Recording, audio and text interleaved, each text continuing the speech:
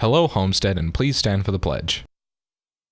I pledge allegiance to the flag of the United States of America and to the republic for which it stands, one nation, under God, indivisible, with liberty and justice for all. And now for a moment of silence.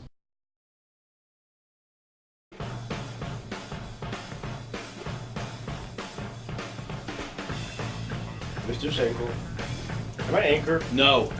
May I anchor? No. Okay, can I please anchor? No. Why? Because I said so. I really, can I anchor tomorrow? No.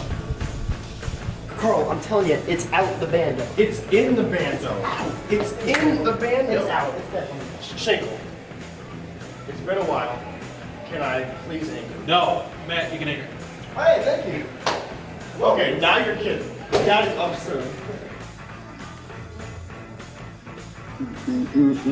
Schenkel, let's try this again. Can I anchor? No. Give me one good reason. No. Hey, Schenkel, can I anchor? No. I got this cool looking haircut. I don't care. The girl was like, No. Get out of here. Okay. So yeah, last week I went to the grocery store and I bought some broccoli and cheese and yams. for the Yams? kitchen. Like sweet potatoes? Yeah, sweet potatoes. Canned? Actually, Big Carl. yeah. I've got an idea. Okay. Can I anchor? No. I've told you. No. Get out of here. Get. No secrets. Schenkel, I have had it, okay? You're gonna let me anchor this week. Carl, I already have 2 anchors. I don't care, dude. I've got a feeling, dude. Like, I'm gonna be balling Ricky Stevens. I'm going to anchor this week. Carl, I've told you 1,000 times now. You're not anchoring. Okay, I'm gonna ask you one more time, Schenkel. Let's hear it. Man. No. No. You didn't let me finish. Okay.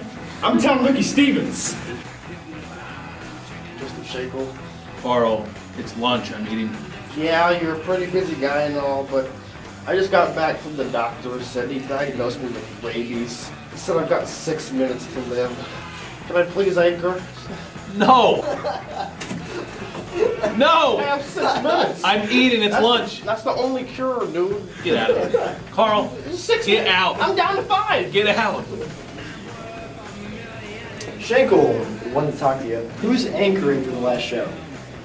Well, it's been a long semester, and I figured since it's this time of year, and I'm gonna be kind of nice. 'Tis the season, right? Yeah. I'm gonna ask Carl to anchor this time. Carl, really? Yeah. I think I want to give him that chance, but I can't find him to tell. Let me go get him. C-A-R-L.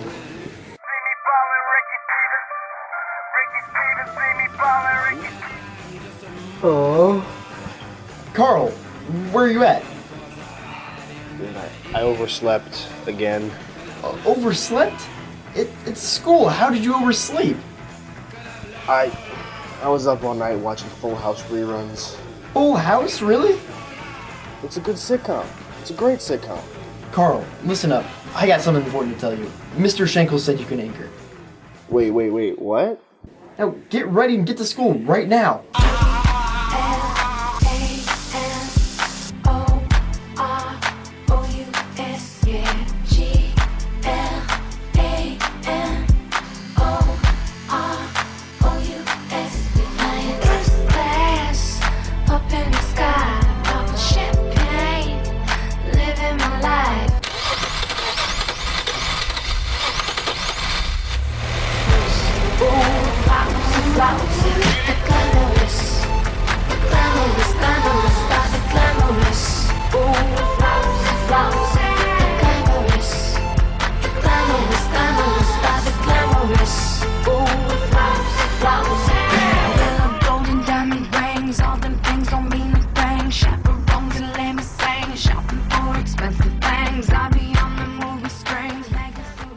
Hello, Homestead. I'm Madison McConaughey. And I'm Carl Wright. And on today's edition of HHS In Depth, we'll bring you a story about the Homestead grading scale and whether or not it's time to look into changing it. With 4 flex days and 1 cancellation day from this semester, we take a look at how the school continues to get better each time a new e-learning day comes up. And with the anticipation of the big game tomorrow against Carroll, this week's Nut House fills you in on all the details. All of that and more on HHS In Depth for Thursday, December 18th. We start today's show by talking about the highly scrutinized Homestead High School grading scale and the possibility of it ever changing to a more traditional scale. Here's Sam Carroll with the story. One of the aspects of the Homestead High School education you may not think about very often is the grading scale, the percentages that correspond to letter grades, but it's something very central to our educations. Mr. Ginder and I sat down to discuss an important potential change to the grade scale that could affect practically all students. We've had a lot of discussion about changing the grade scale. Haven't made any decisions, but I want us all to be thinking about what would it mean if we did or didn't change our grade scale.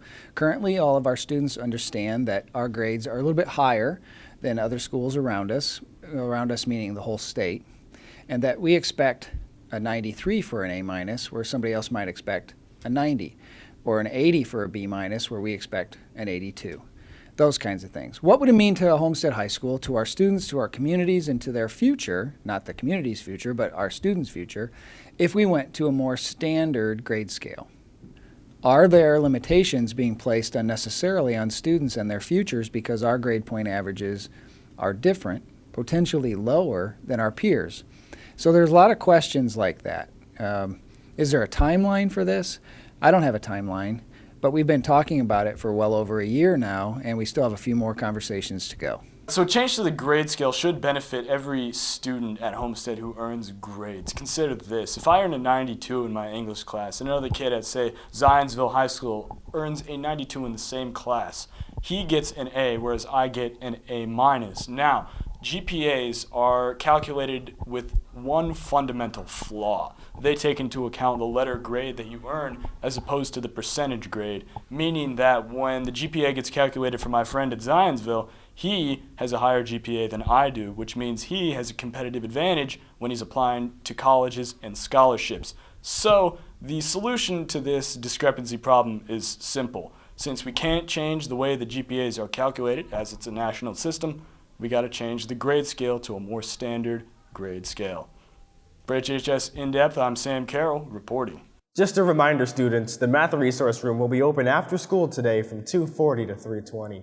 Jostens representatives will be here today during lunch in the cafeteria to deliver class rings. If you owe a balance, they will only accept cash or money orders. No checks are allowed. For any students interested, they will take class ring orders that day. All you need is a $50 deposit. Also, at the time, they will be taking final senior cap, gown, and tassel unit orders and graduation products. Don't forget your $75 deposit. You can go online at jostens.com to see all of the Jostens products. And now here's a story regarding e-learning. We're 4 flex days and 1 cancellation in so far this year, but what have we learned and what is going to be different for next semester? Here's Brooke Ann Hensley with the story. As you all may know, Homestead has introduced a new academic advancement to the curriculum called Flex Days. These days have been designed to help students work on schoolwork at home, preparing them for upcoming snow cancellations that are more than likely to take place next semester. But for some students here at Homestead, they still may not realize the difference between the Flex Days that are built into the calendar and e-learning days that can hit unexpectedly in the winter. Probably the biggest difference between an e-learning flex day and a snow day is going to be the fact that your teachers and you weren't really prepared for it necessarily. That's going to be a big difference. You're going to wake up in the morning and have to pull yourself out of bed because we've got schoolwork to do, and you've got a 6-hour window to get the help that you need for your teachers. I'd say the big thing for students and for teachers is to make sure that you know what the expectations are of the different teachers that you have, and for teachers to communicate those expectations to the kids. A prepared flex day, obviously, we know those are coming, and so I can kind of work around, what I've done, the first few days of the week, and then make sure that that flex day is work that can be done at home, like a study guide or something online. Homestead High School teachers are still learning the process of assigning online homework for Flex Days, but feel preparation for those days is getting easier each time. I think we're getting better at knowing the amount of work to assign and what types of things work on e-learning days, flex days, and that will probably work then on snow days. You primarily focus on online resources, so instead of having that face-to-face interaction, there's a lot of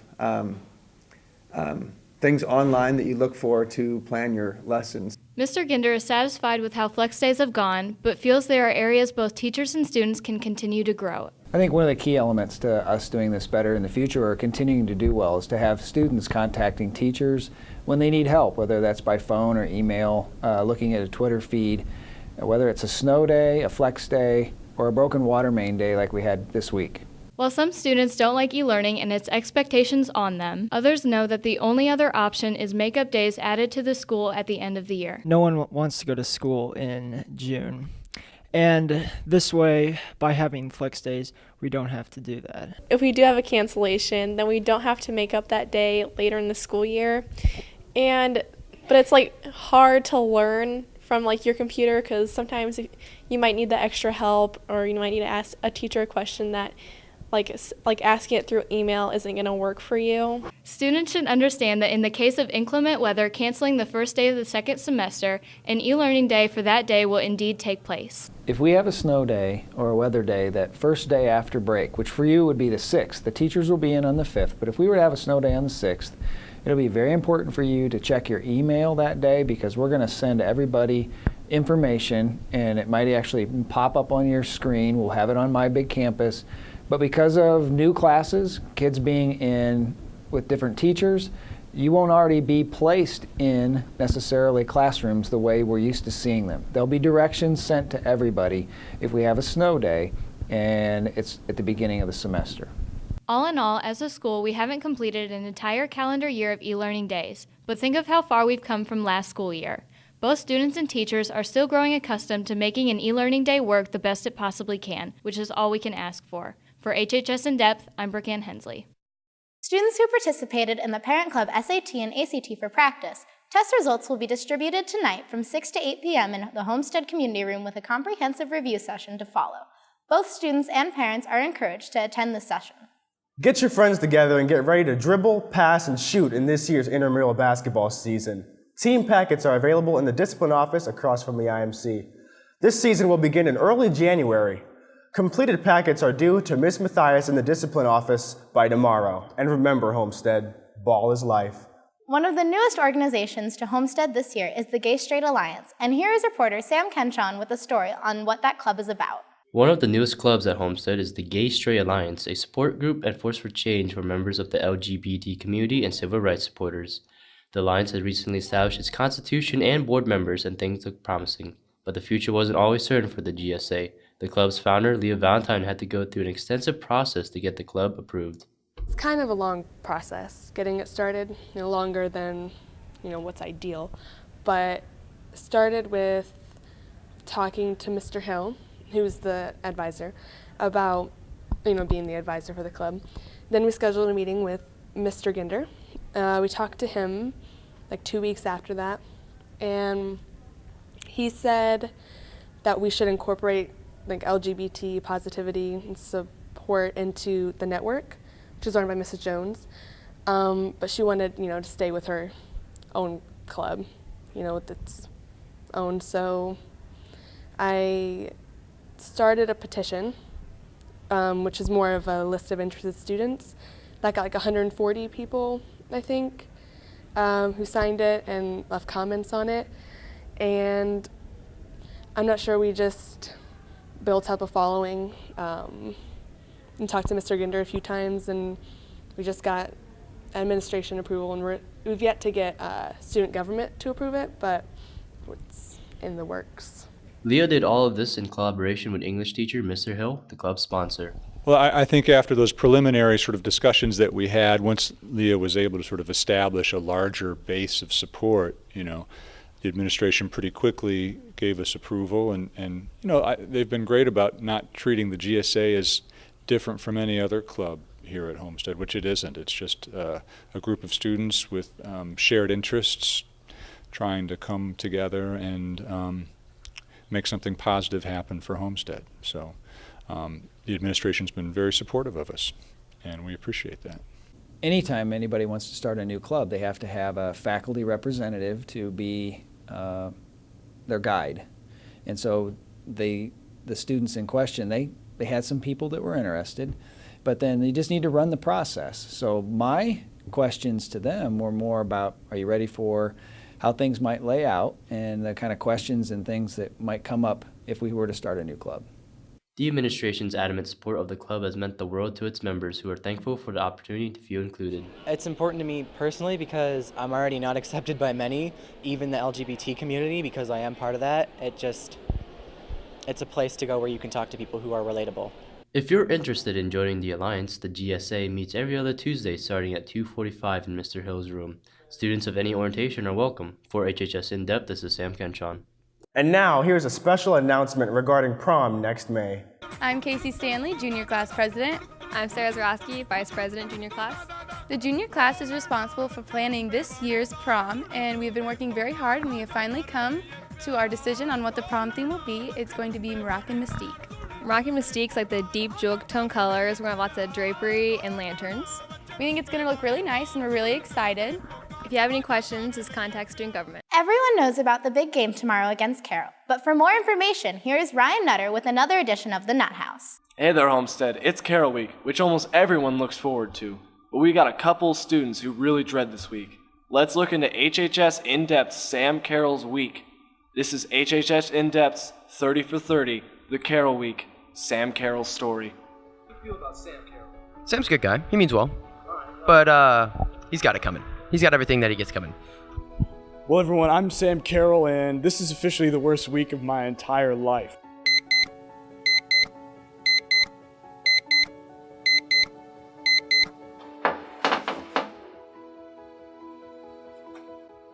Monday. Man, I hate this week. We play Carroll. It's gonna suck. The Carroll Discriminatory Tournament. Alright, what is that? That is the event taking place every year where you just destroy anybody who has any affiliation with Carroll, whether it be their name, their school, or anything. Man, I hate Carroll Week. Go where you belong. Carroll's a girl's name. Tu apellido es Carroll. ¿Por qué tú estás en este colegio? ¿Por qué no estás en Carroll si tu apellido es Carroll? Eso es Homestead. I don't take Spanish. Eso es Homestead. I've never seen you before in my life. Lárgate. Well, I don't Lárgate. If you see someone who is representing Carroll in any sort of way, you just do whatever feels right. It comes from inside, and you gotta really show it through whatever means necessary. You know, I've had to set my ADT alarm about every night because of all the rattling on the window. I sleep with practically both eyes open. I mean, I don't even sleep. You know, I knew Sam Carroll. He's a great guy, generous, thinks about others, but the thing is, it's Carroll Week. I can't think. This is finals week, and I've literally not filled out any Scantrons or essays because I just can't focus. I'm just completely concerned. Hey, what you doing? I'm real thirsty. I just needed a drink. I already finished my finals. It's finals. What is your name? It's Sam Carroll. Carroll's a girl's name. Well, that's my name. I can't help it. Let's go. Come on. You too? Come on.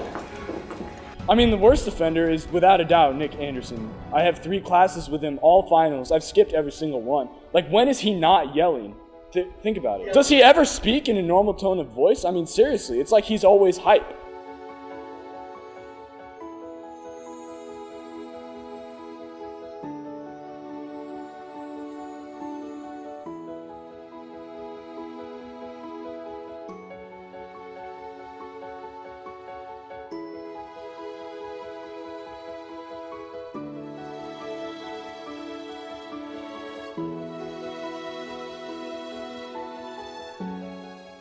Well, that wraps up this edition of HHS In Depth. I'm Madison McConaughey. And I'm Carl Wright. Here's this week's Picture of the Week. To have your photo submitted in the running of the Picture of the Week, just email it to Drake White at drake.white@students.sacs.k12.in.us. Today we leave you with a song that can only be heard on the Point 91 FM. Have a great winter break, and we will see you all in January.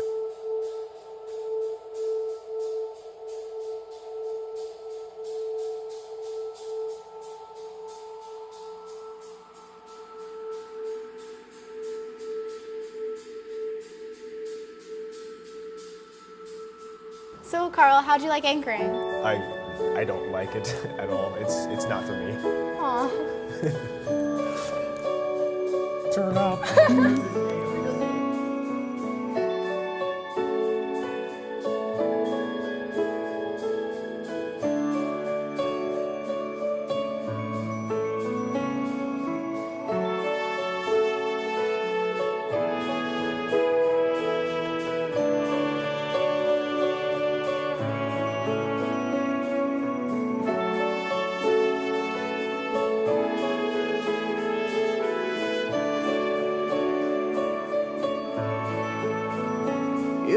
simpler, you were lighter when we fought like little kids, like a weightless, aimless